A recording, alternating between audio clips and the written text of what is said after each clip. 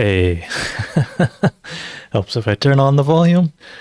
Um, how's it, everybody? Welcome to Office Hours Korean Natural Farming, coming at you live for May 28th, 2023. Amazing.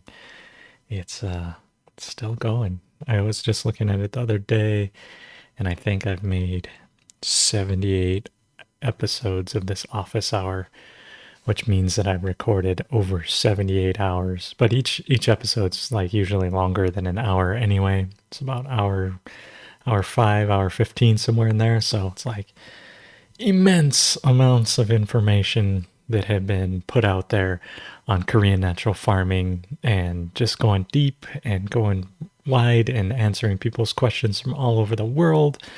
And with you guys tuning in, it's a super nice worldwide community that all kinds of folks are tuned into. But before we dive into what we got for today and all that, why not start with a little bit of higher wisdom? Because it seems that that's always nice, and people really appreciate this. So today is development or gradual progress. Those who persevere make continual progress.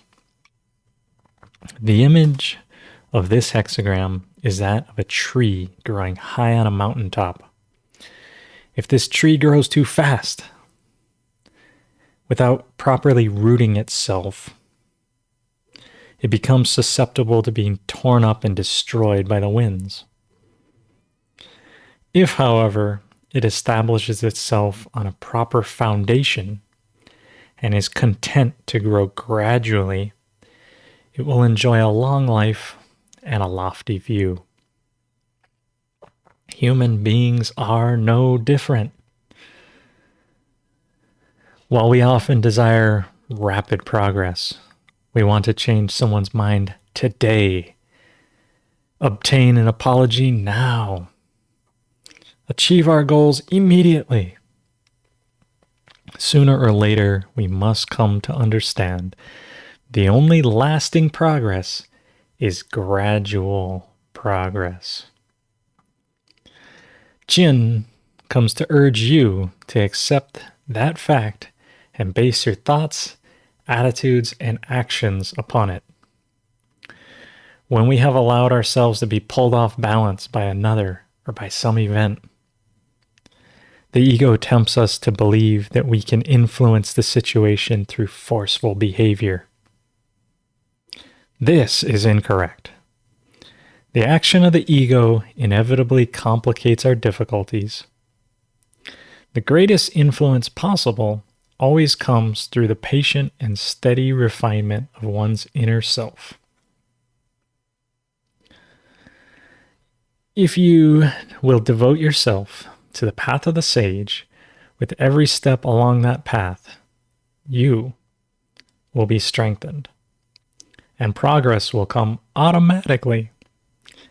It will be gradual, but it will last.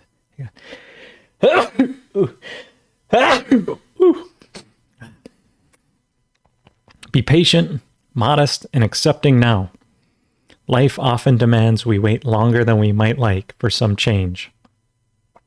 The only true comfort available during these times is the knowledge that we are steadfastly developing ourselves into superior people. In time, every honor comes to those who are persevering and correct.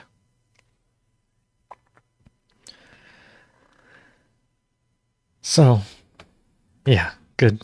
Oh, thanks. Bless you. Thanks. Yeah, I'm still alive and my heart skipped a beat there. But yeah, no, it's nice that, gradual progress. I feel like a lot of that on this here, I was defining a concept the other day of that, natural farming is an exponential growth. And so for a long time, it's felt like nothing's happening. But then all of a sudden you start to get into the steeper part of that graph as it grows, and it's doubling, and then it's like double, double, double. And we're just, I believe, getting to the brink of the steeper part of this curve. Maybe I've talked about this before, maybe I haven't. Also, I had another, so just that, nothing, nothing, nothing, nothing. Then all of a sudden it's like, whoa, how'd that happen? It just like it changed overnight, right? And it's like wild. So, been doing this since like 2 years, 3 years now. I don't know. Office Hours, 78 episodes, at least a year and a half, according to that, because there's 52 weeks in a year. I know I don't do it every week, but gosh, I give it a good effort to be here every week. Sometimes I'm traveling, other times I'm getting married, sometimes my sister's getting married, but odds are that's not going to happen very much anymore. So I'll be here. Although I may be traveling again. Who knows? We'll see. I'm going to go try and make it across the state to the islands and do that. But the other concept that I wanted to bring up here, just while I'm on that, of the gradual progress type thing, is that I think I mentioned it, and maybe I mentioned it the other day. I don't know. I had the idea when I was on Maui a couple weeks ago, and I was talking to my good friend Sarah, and I was talking about how conservation is a linear function. Like if I conserve something and I conserve something, I conserve something, it's a linear function. And it just means that I can conserve a little bit more, conserve a little bit more, conserve a little bit more. So maybe like, I save the environment by conserving, but it's a linear function. Versus if you get into regenerative practices such as Korean natural farming, where I do something and then that something continues, but then I go do something else and then that something continues, and then I go do something else and that something continues, do something else and that something continues. This now becomes an exponential function.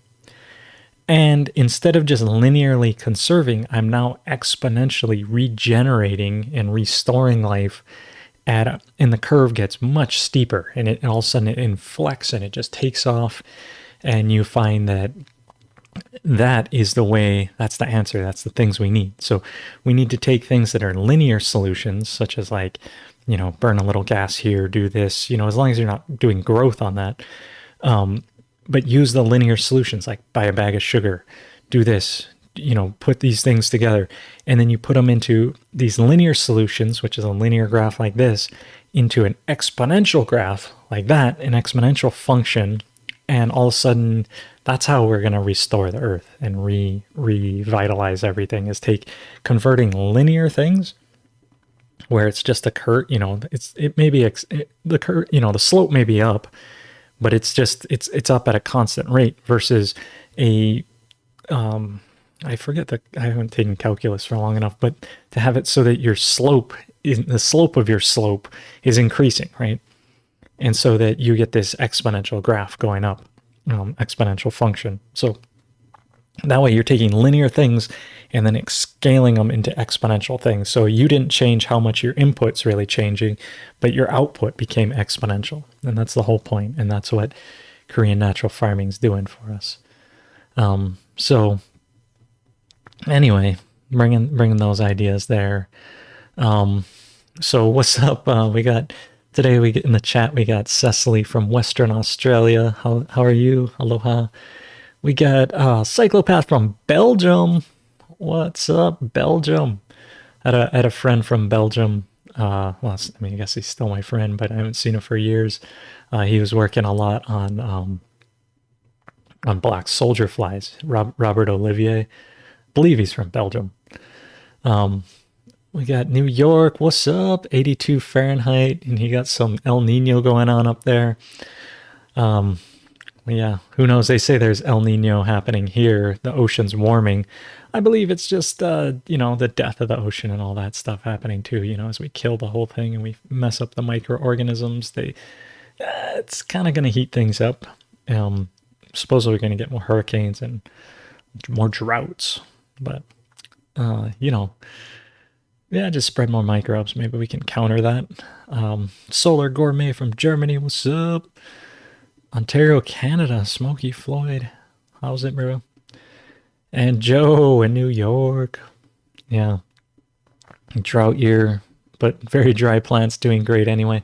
That's right. Even if it's droughty, even if hurricanes are coming, the IMOs are going to balance your local ecosystem that much better. So make sure you, do that. Hey, Ben. Hey, man.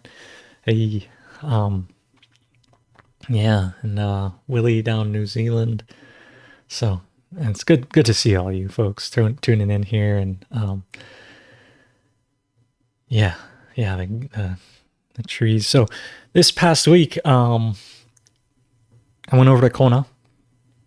I drove my '99 Ford F-150 over the mountain at about 65 miles an hour, which was pushing the limit for my truck. It's an old truck. I got to take it easy, And went over to Kona. Drove 2 hours over there, go 100 miles. Went to beautiful place, Mahina Mele Farms. If you're ever in Kona and, can reach out to Mahina Mele Farms. Awesome, good place. Jason and his family there, and Cole Hour was doing a little talk. So I went over to Kona to talk to them about Korean natural farming, and they had Cole Hour had a grant with some organic farming association, and he was studying coffee leaf rust.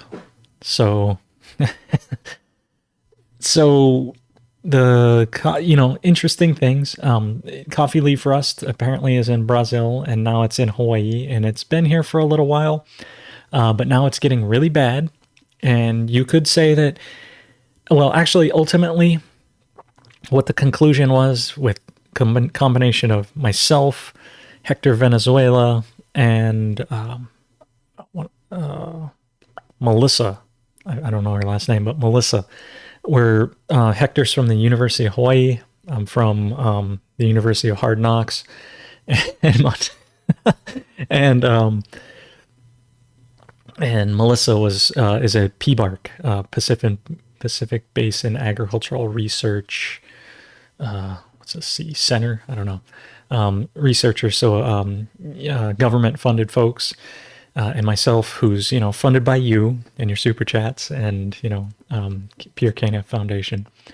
And the conclusion was that basically the disease is happening because of poor soil practices and poor farming practices, and just, that many years of chemical throwing, chemical ferts at the ground, herbiciding, doing all these things. And these folks were organic growers, right? But they're next to conventional growers. Conventional growers are causing more disease by abusing the soil, by killing the soil, which the soil is the immune system for the plant. If you don't have an immune system in the soil, how the heck can you expect your plant to resist disease? And so as that got destroyed, then this coffee leaf rust is going everywhere. It basically defoliates the plants. But what they discovered is that there's two things. One is that if they use the IMOs, actually in their research, they were seeing about a 60% more retention of the leaves. And this is just preliminary. It's not published data yet. It's just what they're kind of seeing and noticing. But in the IMO trials, where they're putting the IMOs plus other stuff, they are retaining about 60% more leaves. This does not mean that the plant does not suffer from coffee leaf rust. It means that the leaf rust is still on there, but it's not dropping its leaves. They're not dying off and dropping. They're staying on the plant. So the plant is then able to, supposedly, this is an ongoing trial, but that the leaf rust is there, and then it's still able to use the leaves to get energy, which will then translate into a higher coffee harvest. Some folks that are suffering from coffee leaf rust last year, their coffee harvest went down to about 5% of what it normally is. So imagine you're farming some stuff and you only get 5% of your yield. Like it's almost like that's going to bankrupt you. That's going to break your bank. That's going to annihilate you, and you're going to be out of farming, right? You get hit by this type of disease this way. And they're now going at it to be like, what do we do? How do we fix our soil? How do we fix these plants? How do we make them more robust, right? What do we do? And the answer, they're finding with Korean natural farming, it's holding on to more leaves. The other thing that they found is that the plants are deficient in like boron, zinc, and one other element that I can't remember right at this moment, but that the plants are deficient in these trace nutrients. Which again, if you get the IMOs in there and they'll start to go and they'll find those things and you get your mycelial networks going. Because if you're throwing down NPK fertilizer, that nitrogen basically shuts down the root supply. The roots don't then put exudates out, which then kills your fungus, which then makes it so that your plant can't grab nutrients from further away, right? So chemical fertilizer turns off the soil biology. Not only does it burn and kill it, the plant doesn't feed it anymore, and it breaks that symbiotic relationship. So by putting the IMOs, they're going to encourage more fungus, more biology in the soil, more indigenous biology. It will then reach out and find those trace nutrients for the plants, but also that those trace nutrients may be gone from the soil because it rains so much, and because if you use Roundup, it's a chelator. It pulls those things, makes them water soluble. It rains, then your nutrients are gone, right? Where did the nutrients go? In the Kona side, they went down into the ocean, right? I mean, I'm looking right out here at the Pacific Ocean. It's huge. It's full of all my nutrients because they washed off the land into the ocean, right? And that's what happens when you get these older plants, these older soils, is all the trace minerals solubilize and wash out.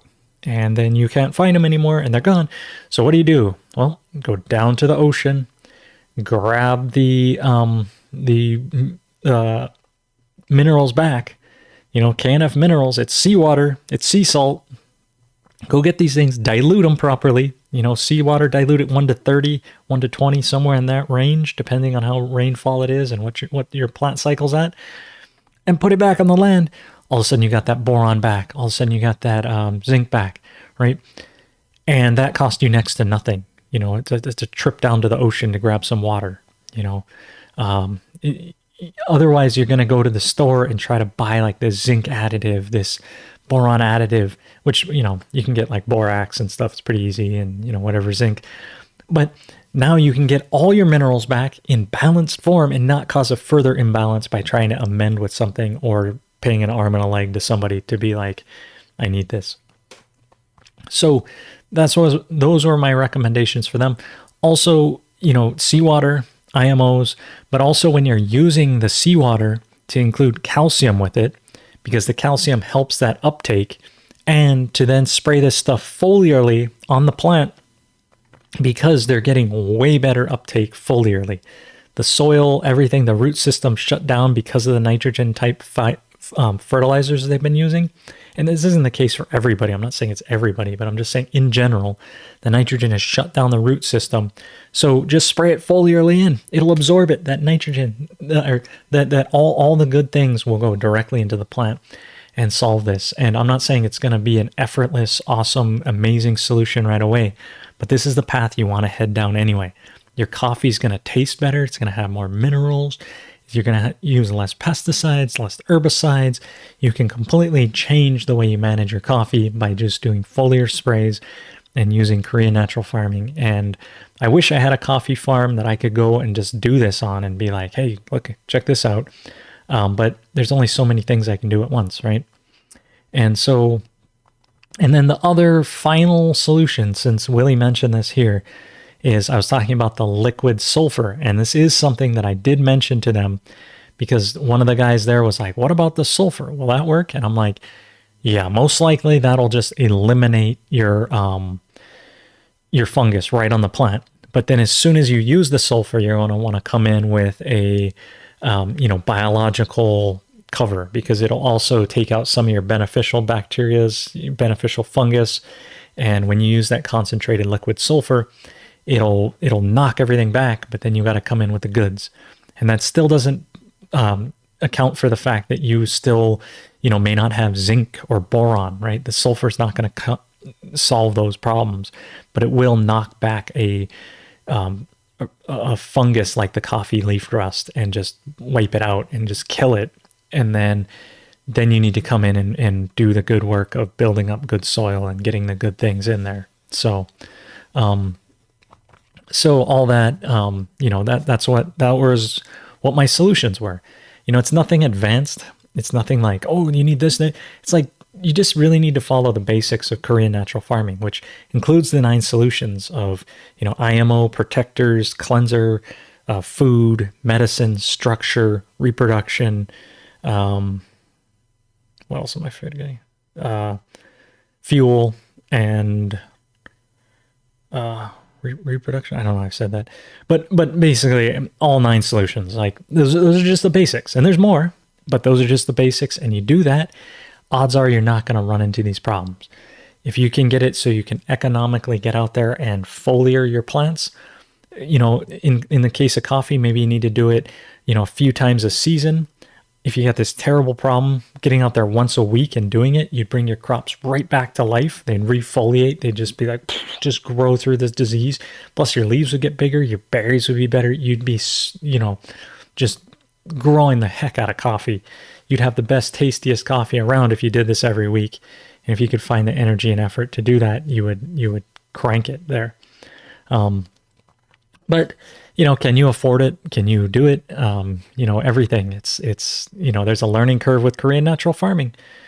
But the other thing that I noticed while I was there, it's at Jason's farm, Mahina Mele, is that he is he's a mac nut processor. So they grow tons of mac nuts in this area. And the mac nut, I'm not going to lie to you, the mac nut is one of the best things to make IMOs out of here in the tropics for us, because we're not doing a whole bunch of rice cultivation. And so to have the mill run, the mac nut, you got the fats, you got the oils, you got the husk, then you got the shell, which you can char, and all that combined, you can pretty much make one of the best microorganism IMO piles out of that stuff. You blend them all in the right proportions of using some of your crushed nut, some of your oils, some of your fats from the nut. Oh my gosh, it is some of the best stuff. And so they're like looking around for, what do we make IMO out of? It's like, it's right here, man. So going back, I'm going to teach some on the ground, hands-on, real-time, lessons, right? Get the hands dirty. I was just over there an hour and a half hand waving, just telling them about this stuff, getting them excited.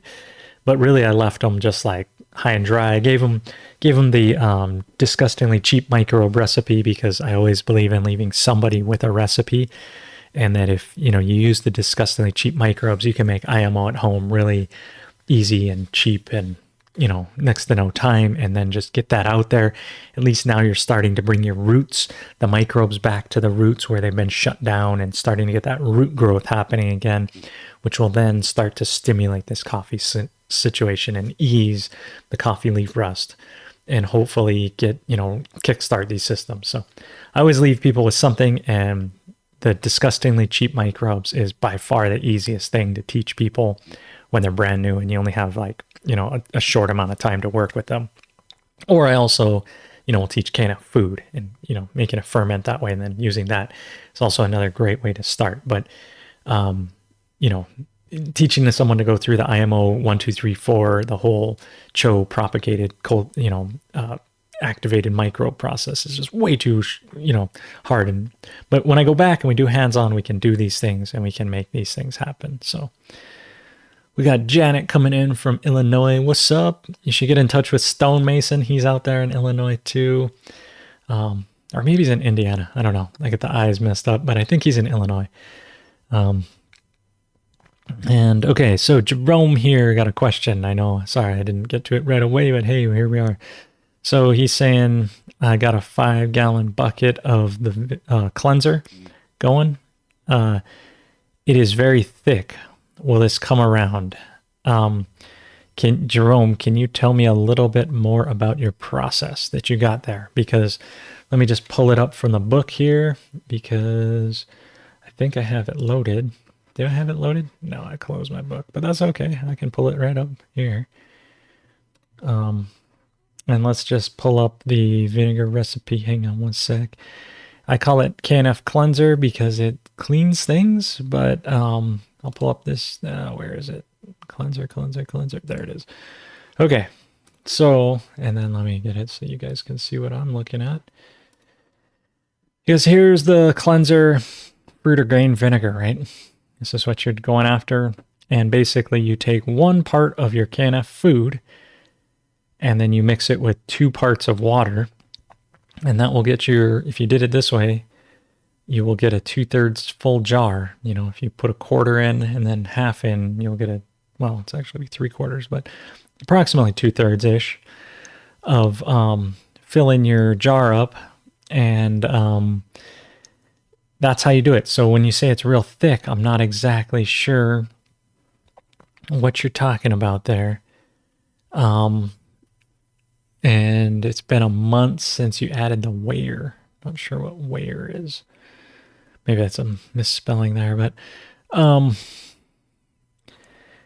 that's, you put the KNF food in, that's that. It should be higher than, I think, 7 to 10 bricks, somewhere in there. I forget the exact bricks.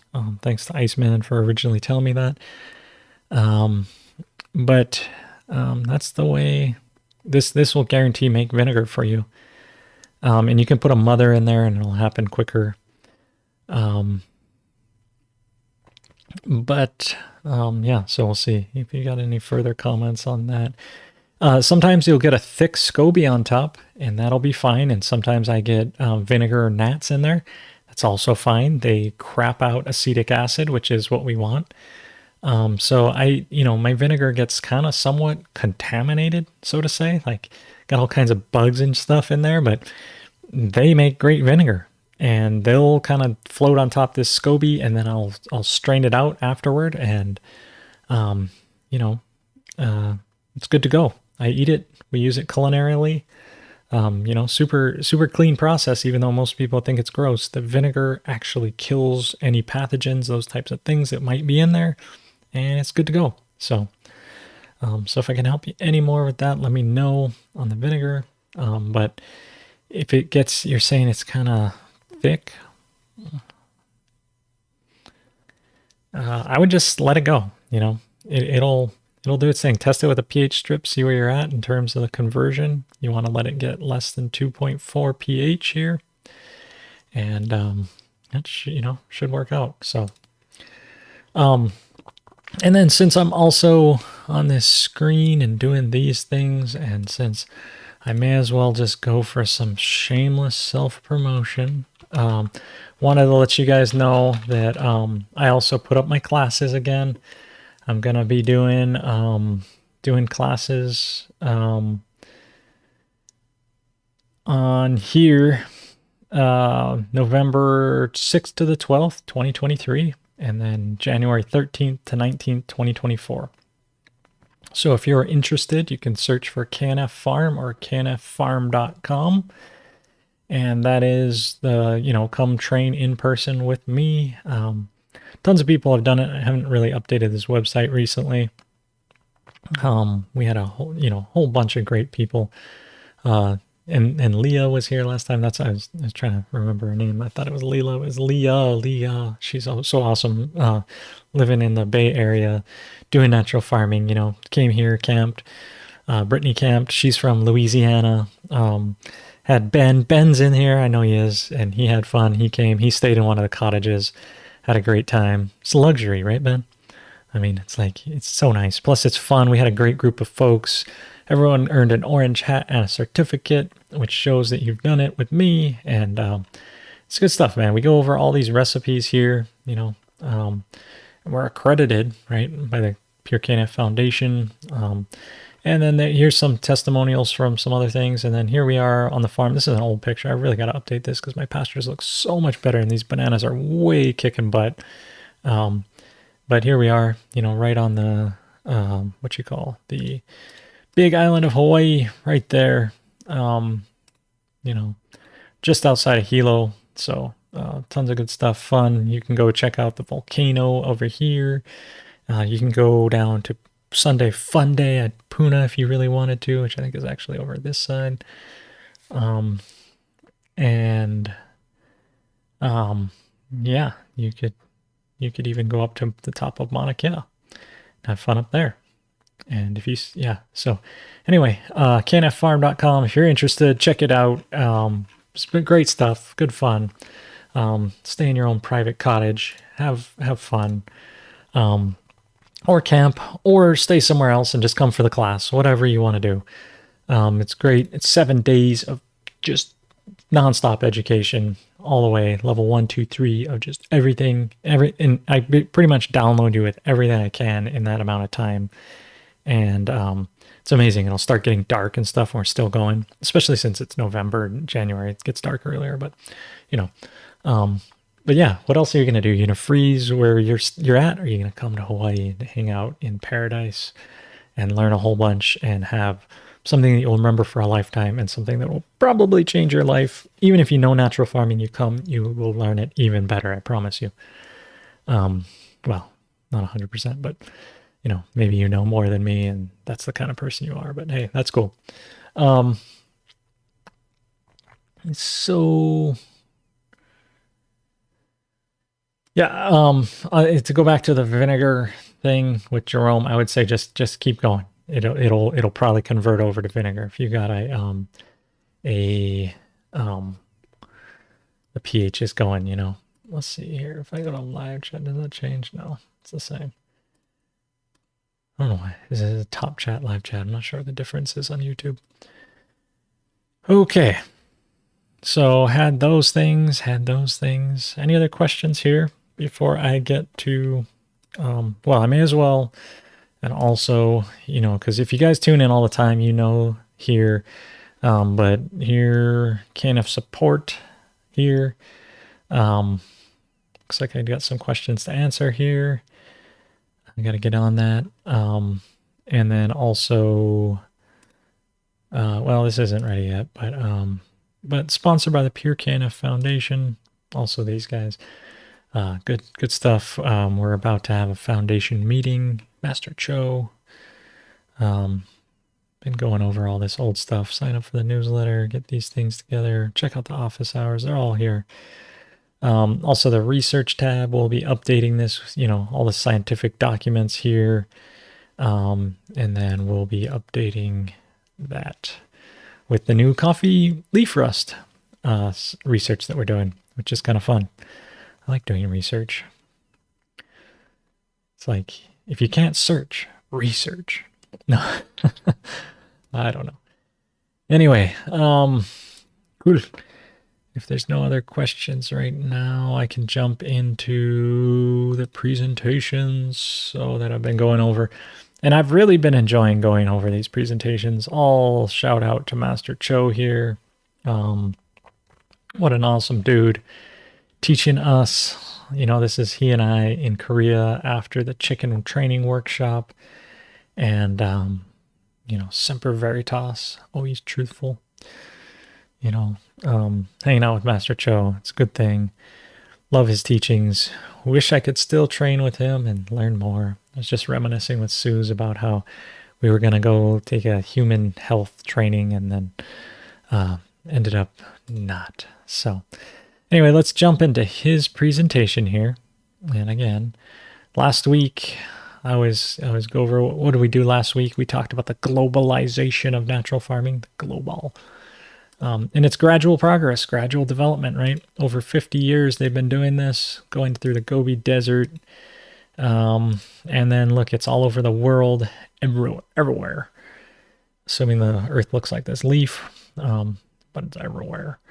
All these people training, Master Cho trained, 20,000, 30,000, 40,000, 100,000 people. I don't know, tons of people in this world. And but the more we train people, it's an exponential thing. Seems like a little, then it also needs a lot, right? So look, today we're going to dive into natural farming, the microorganism. Look how happy Master Cho is. And I think, look at that nice blue chair too. That is sweet. I think this might have been his own learning center. And there's some of his recipe books sitting there. And man, look how happy he is. He's about to drop some knowledge on you. So this presentation should be good. I'm glad we actually have a decent amount of time to get into it, because this is what it really is all about. The microorganism, right? Korean natural farming. It's what sets it apart from other farming practices. Is we're using indigenous microbes. You don't have to buy a bunch of stuff. You make them from your own land. You get the ones that are already there. You strengthen them up and you put them back. What could be better, right? So let's get into it, as they say on YouTube. So the best conditions for microorganisms, right? What's the best condition? Where do they want to grow the most? When the temperature is between 15 to 25 Celsius. Which, what is that in Fahrenheit? Who knows? I think it's should I pull up a converter? I don't know the formula to do this, but let me pull this up and convert it here. Who knows? Somebody knows, right? Not me. I don't know. I have to use an app for that. There's an app for that. Convert B. Here we go on the phone. Put this thing in temperature and then put in 15 degrees. It's 59 degrees Fahrenheit to 77 degrees.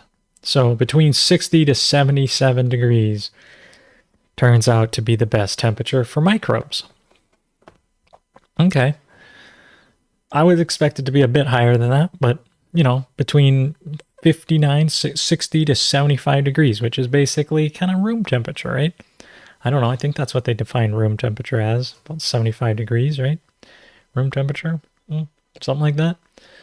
Yeah, picky, right? But that's what they like. They like to chill. In fact, you know, if I think about it, that's like kind of the temperature I like most, right? It depends. Sometimes I like it a little bit warmer if I'm going to the beach or something.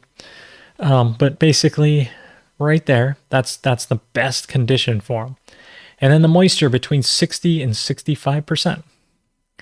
Makes sense, you know. That's just it's not overly moist where it's dripping, and it's not underly dry where it's too dry. It's just the perfect amount. Like you pick up soil and you squeeze it and you let it go. It stays in a ball. You throw it up and catch it on your hand and it explodes. That's 65% moisture content. That's actually what soil's at, right? And soil's actually at this temperature too. Good soil's also at this moisture. And then in terms of sunlight, they like about 70% shade. So meaning 7 shade and 3 light, like if you divided it by 10, right? I don't know. But 70% shade, 30% light. So if you can put the microbes in an area when you're trying to propagate them that has these temperatures, that has these things, then they're going to do best, right? They're going to thrive. They're actually going to be awesome. And you put all this stuff in and microorganisms pop out. I'm not sure if you just create these conditions, if microbes will come out of here, but apparently that's what this funnel is saying. And, you know, if you create the conditions, they will come. Because on Earth, there is no way to avoid the microorganisms. They're pretty much everywhere, right? Pretty much everywhere. Like, there's life. You add water, the right temperature, the right shade, life appears, right? Mold out of nowhere. You're like, how the heck? And it's like, well, it was already there. You create the best conditions, they happen, right? So this is the best conditions for them. They come out. And then here they are. So let's go on to the next slide here and see. So soil and microorganisms in the 20 centimeter topsoil. So how much is 20 centimeters? I'm so imperial in terms of my units. I'm like doom doom doom doom doom doom doom. Oh, hopefully I won't get a copyright violation for that. I got a copyright violation last week on my stuff because I showed that Schauberger video. So if you want to see it last week, it got demonetized. I was like, what the hell? What the heck? Emotional damage. Let's see, length. Length here, centimeters. What is 20 centimeters? That's 7 inches. Well, that's bigger than I thought. So he's talking about our topsoil being the top 7.87401,575 inches to be rounded off at a pretty high precision of Earth is where your topsoil is. So the top 7 inches, right? That is where these microbes are living. And how many microorganisms are in the soil? And he says there are 700 kilograms of microorganisms per 0.1 hectares, which is like, I don't know how many acres is that? And it depends on the content of organic matter, right? So man, let me go and, man, this, talk about, let me go to area here. Area. And let me put this in. He's saying hectares and we're converting to acres, and he's saying it's 0.1, which is 0.24 acres. So it's a quarter acre basically, is what he's saying. 0.24 acres. So there's 700 kilos, which, man, let me convert that to pounds here, because for all us imperial people out there, spreading the empire, weight. Okay, so let's see, kilos, and this is, and I wanted to answer in pounds, and he's saying there's 700 kilos, which is 1,000. There's 1,500 pounds. There's actually 1,543.23584, right? So in a quarter acre, there should be 1,500 pounds of microbes. So even though they're tiny, tiny, tiny, tiny things, there's tons of them because they weigh a lot, right?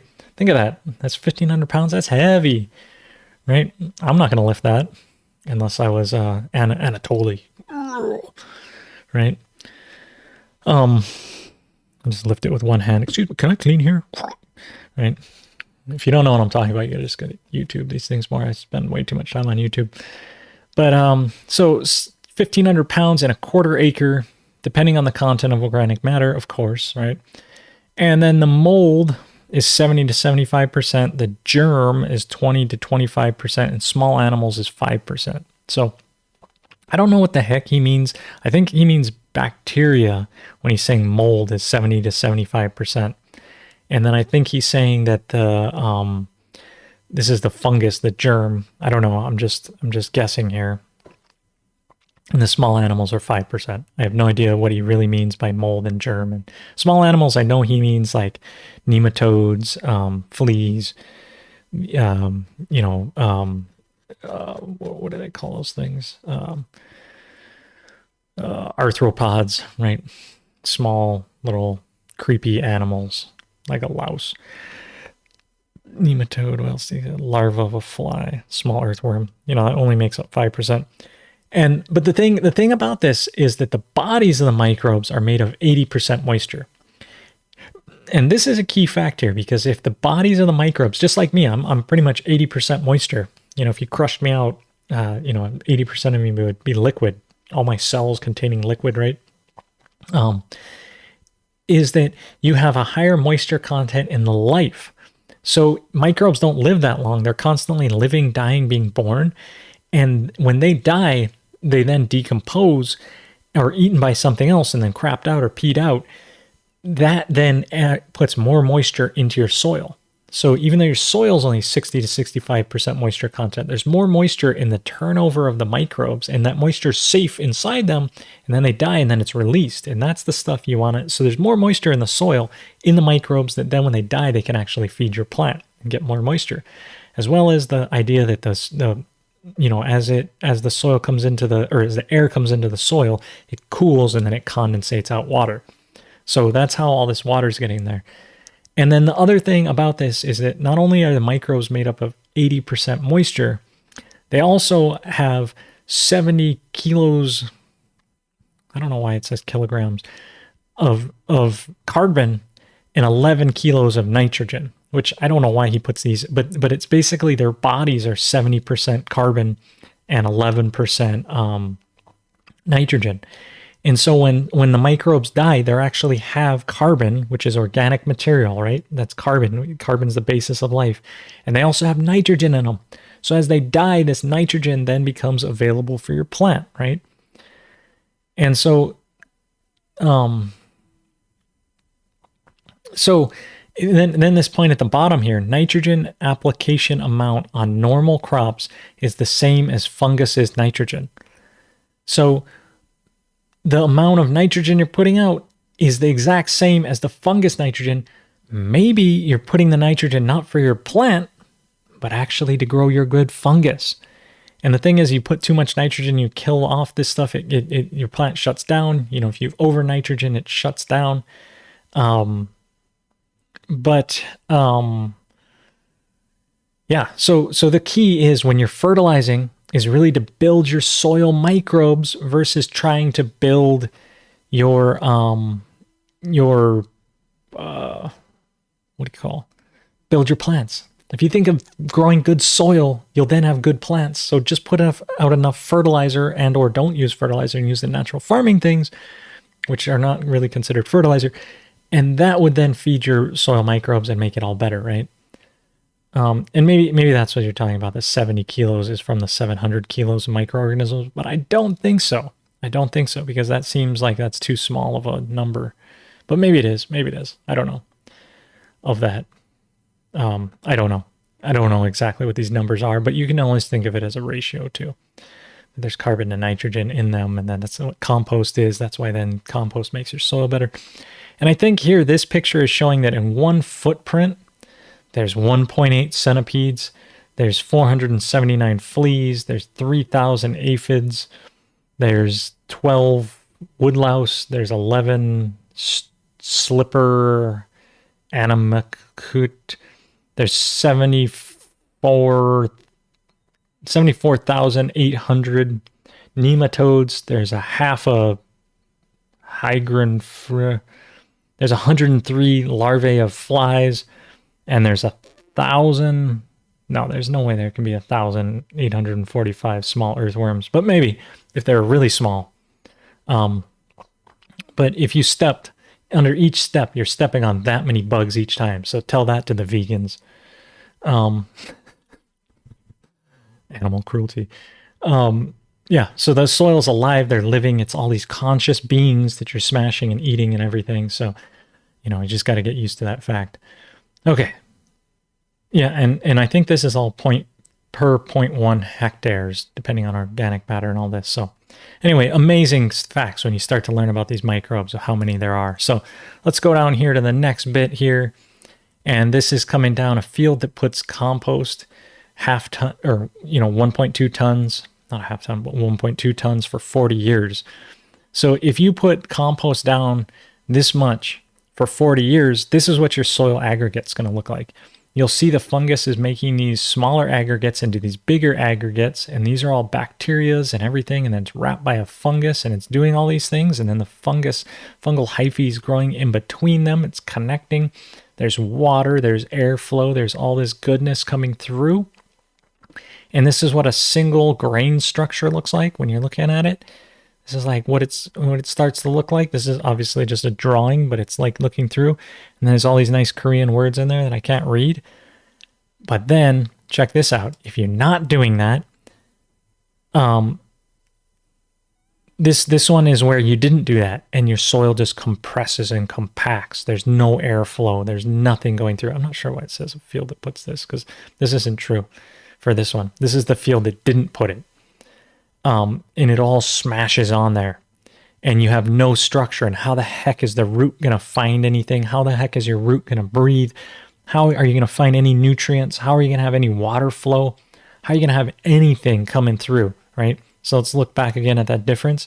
When you put the compost and you're building the IMOs and you're building all this stuff, this is what your natural structure looks like. You can dig in there, and they'll tell you that compaction is happening from machines and it's happening from plows. Well, that's because the plow is plowing up all this structure and smashing all this. The machine is running over it. You get a plow pan, and it's like, well, because it's not that you smashed it and made this layer. It's that because you destroyed your soil texture, it gets like this, and then this compacts. As soon as it rains, this just all locks up like a hard thing. Versus when it rains here, the rain goes through and percolates through, and it's awesome. So it's not because you smashed it with a machine you've caused compaction. Sure, that happens a little bit, but not really. Compaction is because you've killed your soil structure. You've killed your microorganisms. You've killed all this biology that's doing all this amazing stuff. And when you plow it, you make it look like this. It dies, and then it's just like no air, nothing, death, compaction. And so you think, I'm going to aerate it and make it all fluffy, but you're going to destroy the texture, and you're going to end up with this. So that's why tilling is like, they always say no till. Why? Because you're doing stuff like this. You're taking all this nice stuff and you're breaking it up with your tiller and smashing all this stuff and killing all these microbes that are very particular about where they live. And then you're just like leaving it in a clump, and as soon as it rains, you got compaction again. So what causes the most compaction? Well, rain and irrigation, right? It compresses all this stuff here. And so this is what you're ending up with is this, right? Versus you do IMOs and you just gradually progress. You just keep putting the IMOs on the top. They'll work their way in. Gradual progress, put down deep roots, grow to a high thing, just like the beginning today's lesson said, right? It's like, this is the answer versus, oh, I'm going to try rapidly, aggressively till. I want an apology now. I want plants to grow now. I'm going to till. And then you end up with this and you end up compounding your misfortune, right? And that's what we're talking about. So let's go on to the next slide. Here we go. On the left, the bad rhizosphere environment. On the right, the good rhizosphere environment. So let's go over the good one.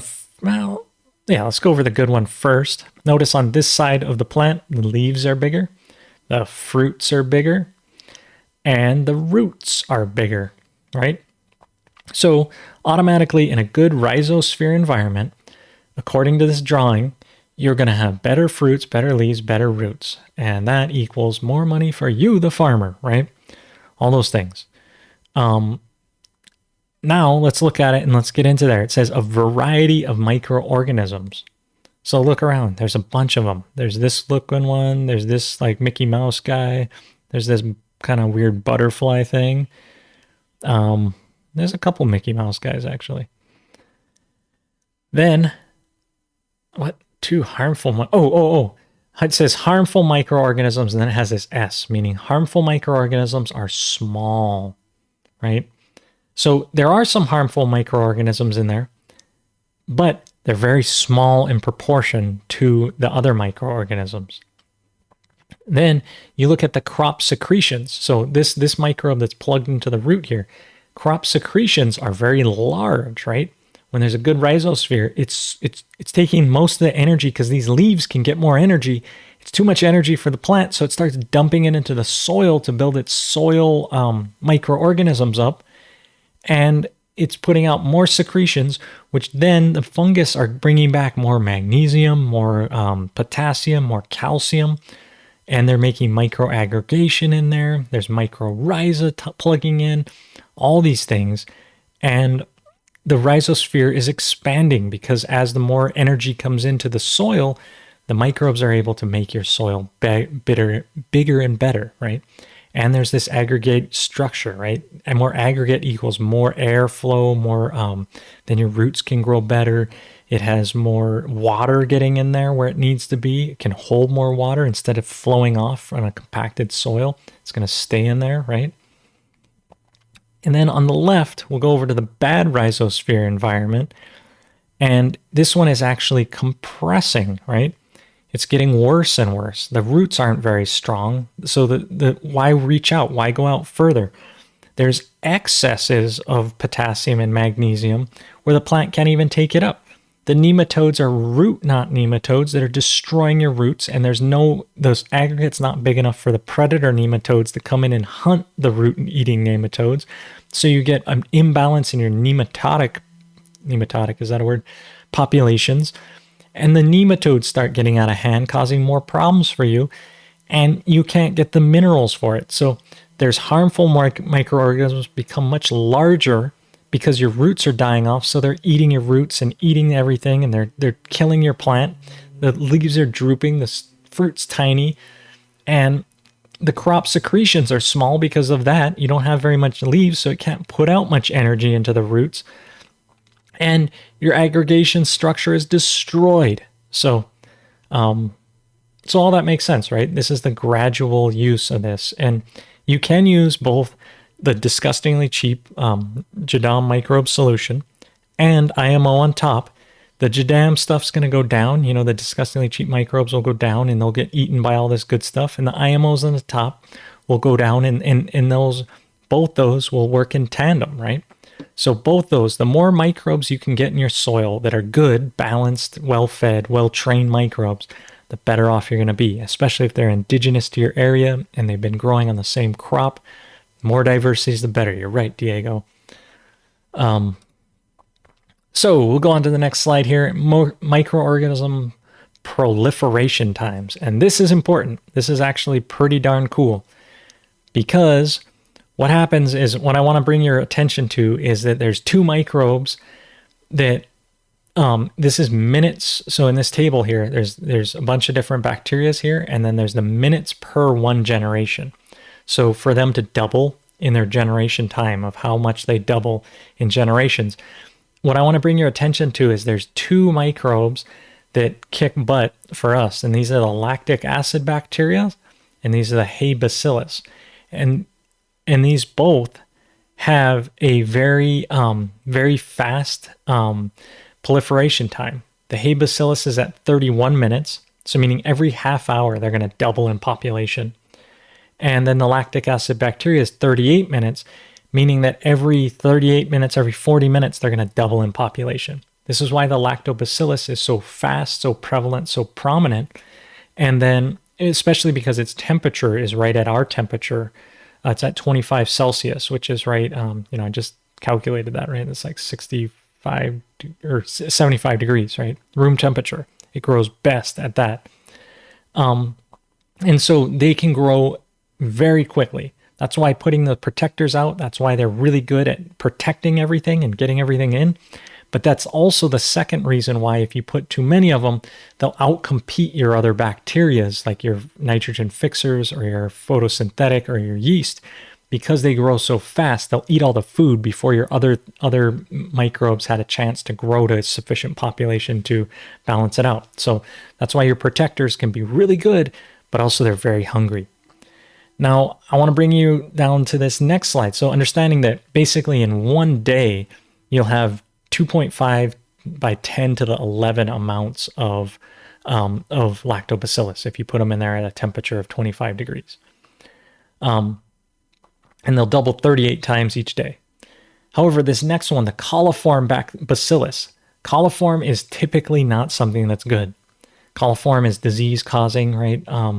It's not the best, but it doubles every 18 minutes, meaning that it's like twice as fast as hay bacillus and almost 3 times as fast as lactic acid bacteria.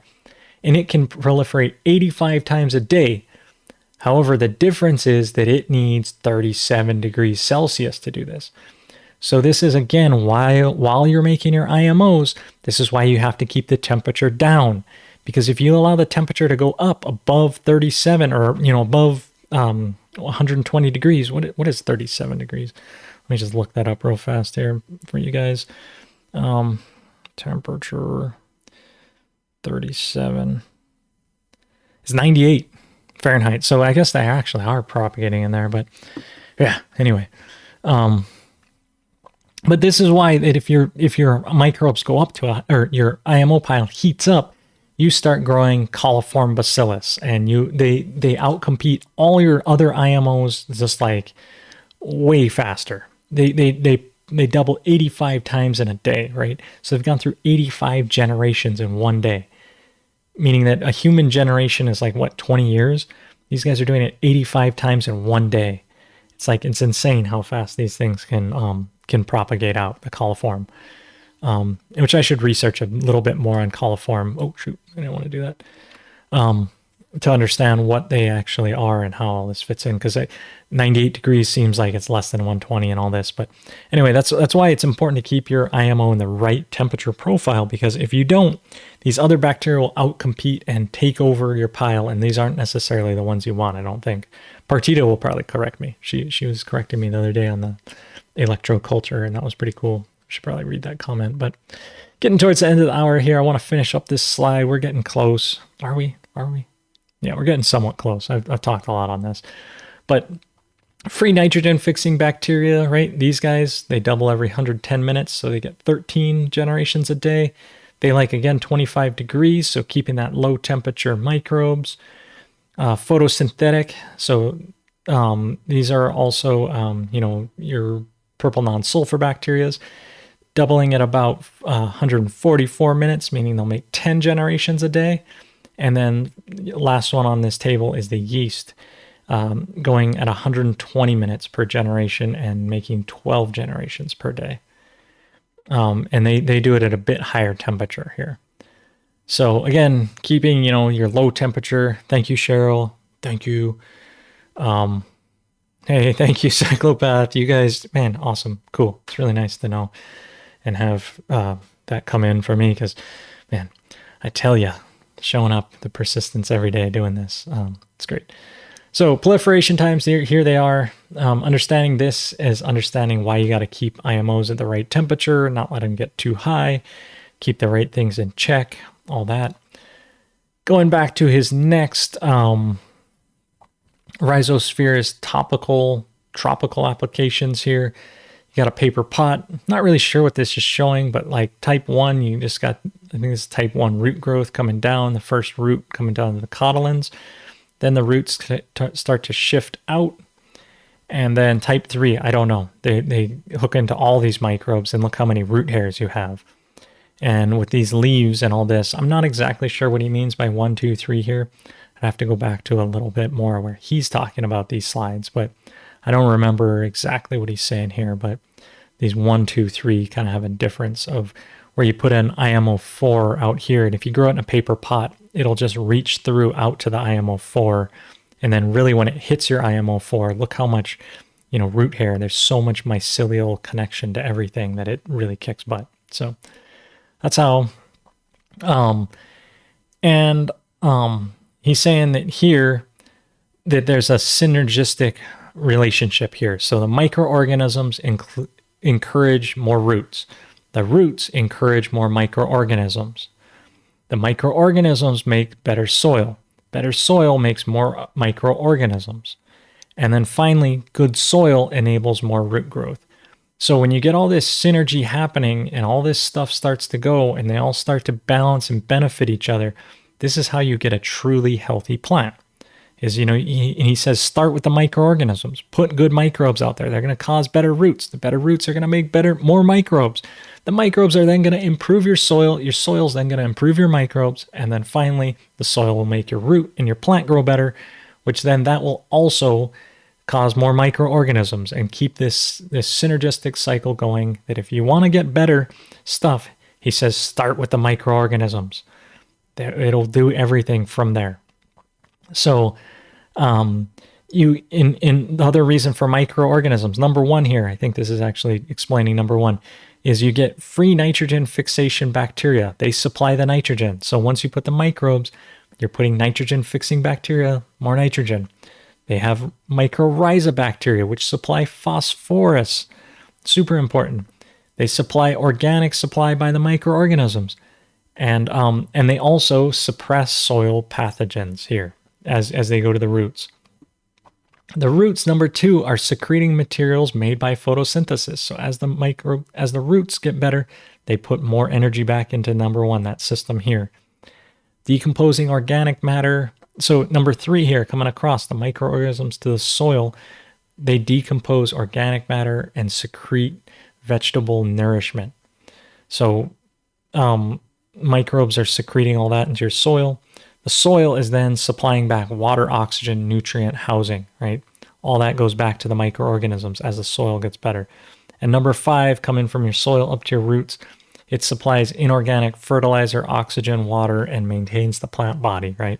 So as I said, all this synergistically works together, does everything well, makes it all work, does it. So got one more slide here, and then we'll get to that, and I got a few more questions to answer. Really appreciate those super chats, though. You guys are awesome. Gradual progress. We're making it happen. So how wonderful root and its secretion, right? Look at this little genie guy. This looks like Indian Aladdin. I think, was it an Aladdin Indian? I don't know. Maybe he's Pakistani. I don't know. He was in the desert. Maybe he's Saudi. Who knows? But this looks like a cheap Disney thing. So how wonderful root and its secretions. The secrets of the roots is the secretions. So a single crop here, I don't know what the heck that means, but the number of roots, the main root 143, don't know what that means, but the lateral roots have 13 million, right? So maybe let's just assume this is miles or something. I don't know. Maybe we'll say feet or centimeters or meters. I don't know. It puts out this much, 143, but then this Lateral roots puts out 13 million. So you want way more lateral roots than your main root going down. That's the main thing. The lateral roots are way the heck bigger. Main thing to take away. And it says they'll have a length of 327 miles and the surface area of 0.1 mile per plant on a single crop. One plant out there will have a surface area of 0.1 miles, which is like huge, right? Imagine if you spread something out 0.1 miles of a surface area. That's huge. And the roots are 327 miles long, like for one plant. Amazing. And then there can be over 10 billion root hairs. And then it can secrete, each plant, one plant, can secrete 30 to 40 kilos per quarter acre. So imagine that. It's just like one plant is putting 40 kilos of fertilizer into your soil each time.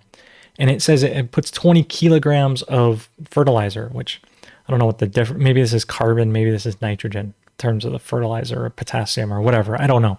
Basic premise here is that a single crop grown right will put out huge amounts of roots, huge amounts of things, and shoot secretions into your soil and actually feed your soil.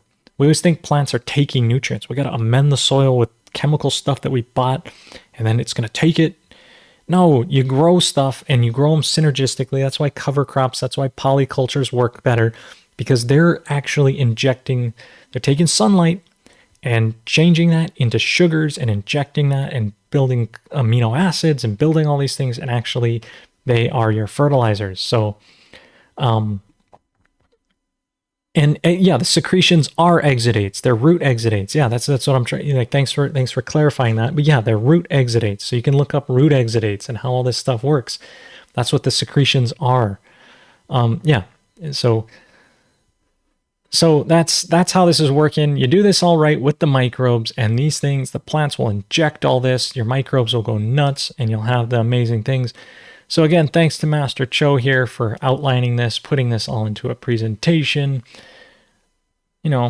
putting this out here for you guys to mull on, gradual progress, keep doing good things, make it all happen. Next week, we'll be getting into the pigs. Oh yeah, I can't wait for that. I'm a pig farmer here. So, and I was just talking to my wife yesterday about how amazing the soil that the pigs have made over 10 years of keeping the pigs. Like, it's phenomenal. So you want to get good microbes, you got to get into integrated livestock and all this, or just do IMO and whatever. But main thing, thanks you guys for tuning in today. I got one more question here from Jerome. I keep the jar in the fridge for at least 2.5 months, but not sure how long it'll last if super saturated. You're talking about super saturated lactic acid bacteria. How long can the lab last? The thing is, you should be using it quicker. How long can it last? It's like, use it faster. Go out, just spray it anywhere, spray it everywhere. Use it.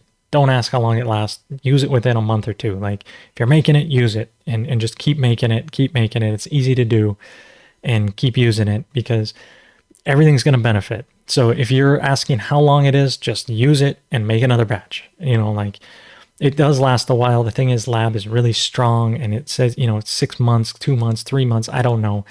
The ultimate thing is that if you're asking that question, you're not using it fast enough. You need to be making more, and make it more frequently in smaller batches, and then use it. This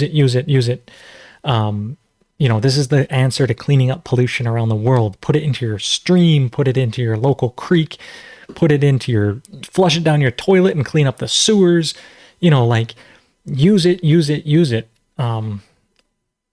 So anyway, they will last a while, but you should be using it quicker than that. So, yeah, pico de gallo all the time. Yeah, cool. You guys, awesome. Great to connect with you guys. The secretion, the difference is, okay, yeah. Hey, thanks, Nick. I'm not sure, but we'll see. Okay, so anyway, looking forward to you guys. Thanks for tuning in. We'll see you next week. I'll be back, I think, May, June. It's gonna be June next week. I gotta sneeze again. Wow, wild. I gotta open the windows, what it is. Oh, anyway, classes, KNF Farm. Thanks, Pure KNF Foundation. Thank you, Cyclopath. Thank you, Cheryl. You're awesome for making the financial flowers multiply. I really appreciate it. And I'll be back next week, I guess. I think that's it for today. Thanks. I'm going to close this curtain. You ready? Ready, set. Oh, no, I just cut to this one. I got to put it on the end screen. That would help. Let me go to this one. Ready? Try that again. Ready?